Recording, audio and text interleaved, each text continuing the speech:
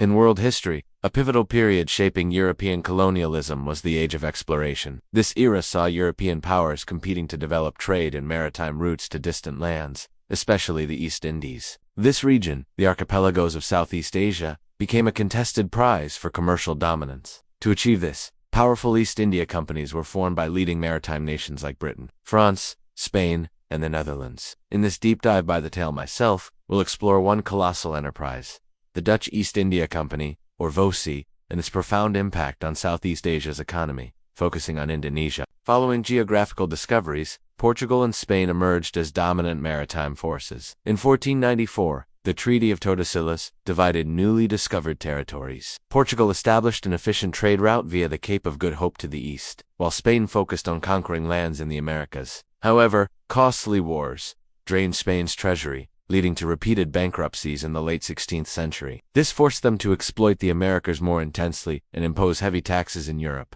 Despite conflicts, the market remained vibrant due to active commerce. Northern European urban centers like Antwerp and Amsterdam became crucial hubs, attracting merchants and generating wealth. This growing prosperity empowered the bourgeois class in the Low Countries, increasing their concern for civil, religious, and political freedoms. This partly explains the rise of Protestantism in the Netherlands, resisting Spanish Catholic oppression. Though under Spanish rule, the Netherlands rapidly developed capitalist elements, and in 1568, the Dutch revolted against Spain, and by 1581, the northern provinces declared independence, forming a new republic. This marked the first bourgeois revolution, paving the way for the Netherlands to become a model capitalist nation by the 17th century. Spain's refusal to recognize independence led to prolonged war, reinforcing the Dutch conviction to control their destiny by building a robust commercial network to bolster economic strength. From the 1590s, the Dutch Republic extensively researched eastern trade routes. In 1596, Jan Huygens van Linchen's Itinerario meticulously documented eastern routes and highlighted Portuguese weakness in the Southeast Asian Spice Islands. This galvanized the Dutch, spurring investment in Atlantic expeditions. Voyages by Cornelis de Houtman and Jacob van Neck opened direct trade routes to the east, free from Portuguese or Spanish interference.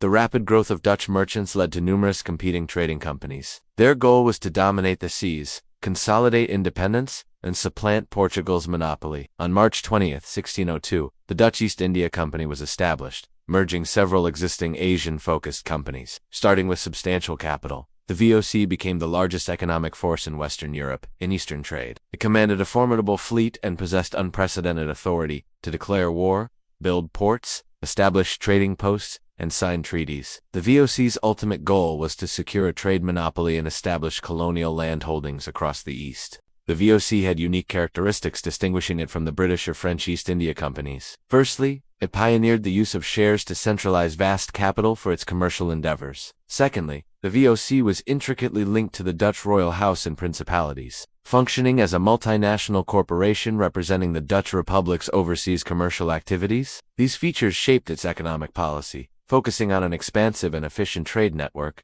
and later, aligned it with the broader European trend of direct colonialism. When VOC ships arrived, the Indonesian archipelago was in chaos. After seizing Malacca in 1511, Portugal attacked to control the vital Maluku route. Relations between Portuguese and locals were strained due to weak Christianization efforts and poor conduct, leading to fierce resistance from Islamic states like Ternate and the people of Solar.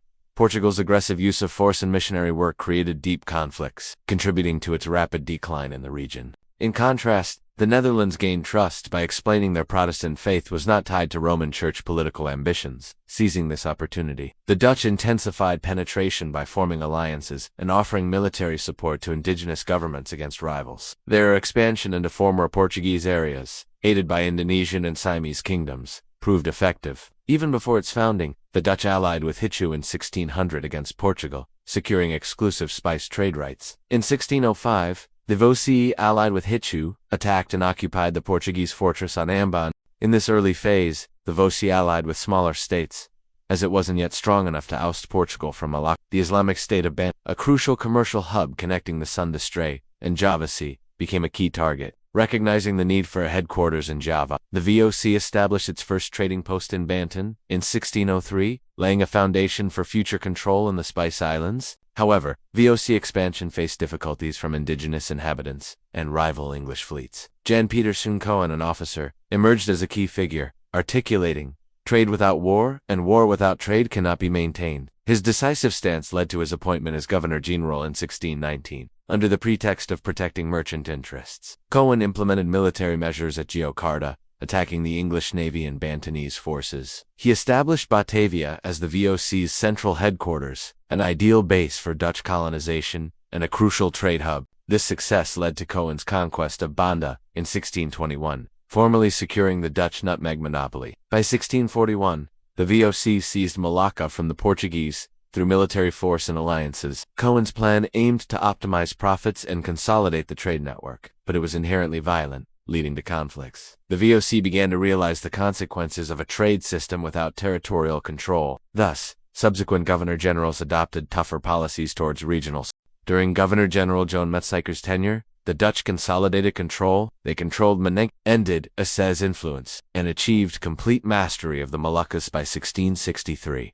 Makassar also accepted Dutch suzerainty, granting a trade monopoly and leading to the expulsion of all other Europeans. Following the term of Governor-General Riek, in 1684, the Sultanate of Banten had to sign a vassal treaty. This treaty effectively ceded Banten's independence to the Netherlands, imposed war costs, granted the Dutch an exclusive import-export trade monopoly, and expelled other Europeans. Thus, by the end of the 17th century, the VOC transitioned from a trading power to a territorial, colonial power. From the early 18th century, the VOC's commercial power progressively waned. This decline resulted from the directors by cheap, sell dear policy from the 1750s, which impoverished the indigenous population. The Indonesian market couldn't consume European goods, leading to dumping and mounting debts. To maintain credit, the company paid high stock dividends by continuously borrowing. Furthermore, wars and military support within Indonesia caused heavy losses. In 1751, a Dutch commander was killed in Mataram, forcing the VOC to seek peace with Sultan. Temporary peace in Java was restored by 1753, but was insufficient. The Anglo-Dutch War effectively ended vague attempts to consolidate its Asian position. The Dutch Navy in Indonesia suffered immense losses,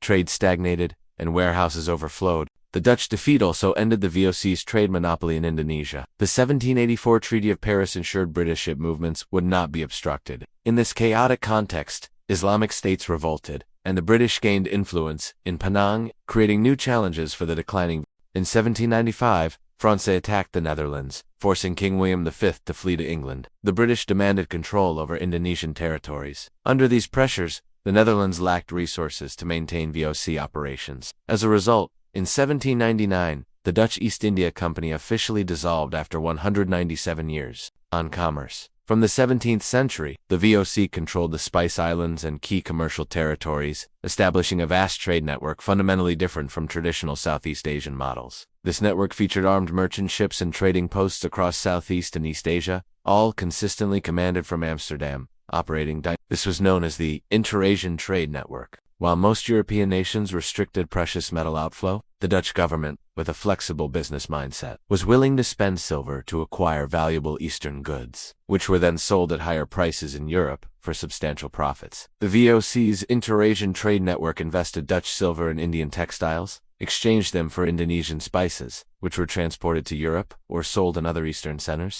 Raw silk from Bengal, China, and Tonkin went to Japan and Europe, exchanged for Japanese silver and gold. Most Japanese silver funded Eastern trading posts, while some gold went to Coromandel to buy Indian textiles for spices. Traditional Indonesian trade, with independent states and free operators, actively engaged in regional commerce.